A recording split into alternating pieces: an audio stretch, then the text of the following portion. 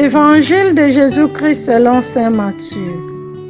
En ce temps-là, Jésus disait à ses disciples cette parabole. Un homme qui partait en voyage appela ses serviteurs et leur confia ses biens.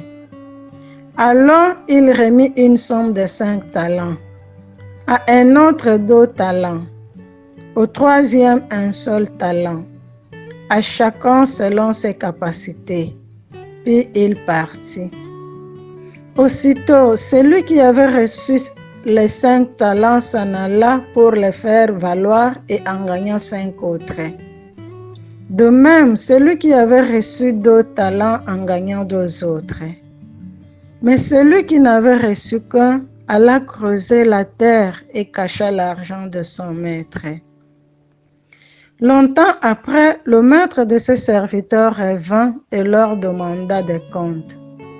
Celui qui avait reçu 5 talents s'approcha, présenta 5 autres talents et dit, « Seigneur, tu m'avais confié 5 talents. Voilà, j'en ai gagné 5 autres. » Son maître lui déclara, « Très bien, serviteur bon et fidèle. Tu as été fidèle pour peu de choses. Je t'en confierai beaucoup.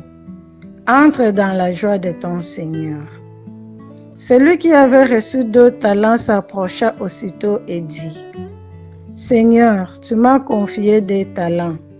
Voilà, j'en ai gagné 2 autres. » Son maître lui déclara, « Très bien, serviteur bon et fidèle. Tu as été fidèle pour peu de choses.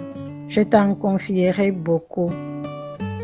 Entre dans la joie de ton Seigneur. » Celui qui avait reçu un seul talent s'approcha aussitôt et dit, « Seigneur, je savais que tu es un homme dur. Tu moissonnes là où tu n'as pas sémé. Tu ramasses là où tu n'as pas répandu le grain. J'ai eu peur et je suis allé cacher ton talent dans la terre.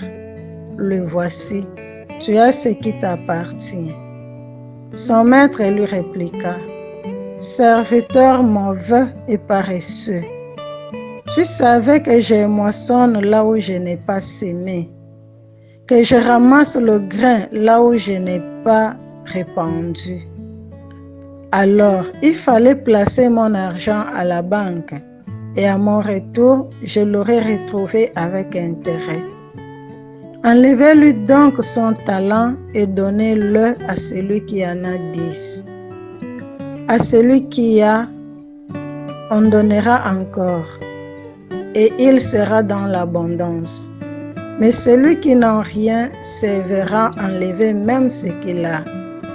Quant à ses serviteurs bons à rien, jetez-le dans les ténèbres extérieures. Là, il y aura de pleurs et de grincements de dents.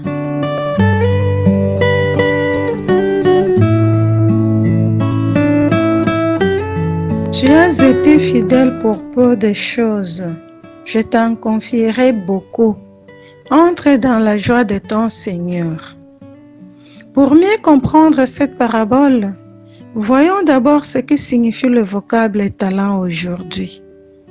Dans le langage actuel, le mot talent signifie don, compétence naturelle et spirituelle, habileté innée à faire quelque chose.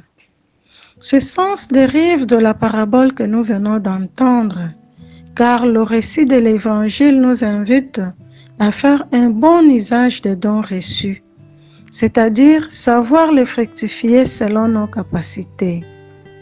En effet, à l'époque de Jésus, le mot talent désignait une pièce de monnaie, mais plus avant, il désignait l'unité de mesure d'environ 26 kilos.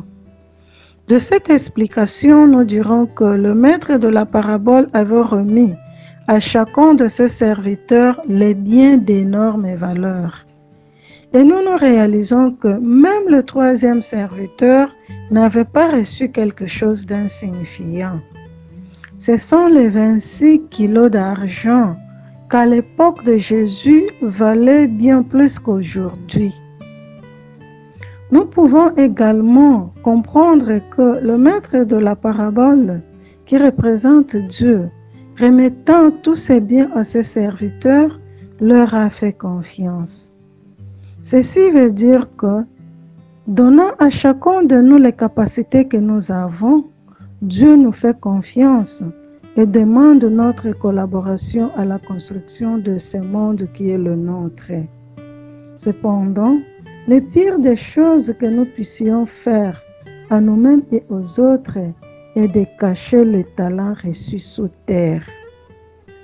Aujourd'hui, l'Évangile nous interpelle que lorsque nous n'utilisons pas les dons reçus selon l'intention du Maître, au lieu de progresser, nous régressons.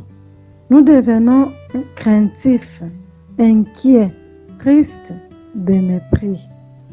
Voilà pourquoi nous sommes appelés à accepter les dons que nous avons reçus, sachant que Dieu nous les a donnés selon nos capacités, afin de les rendre fructueux.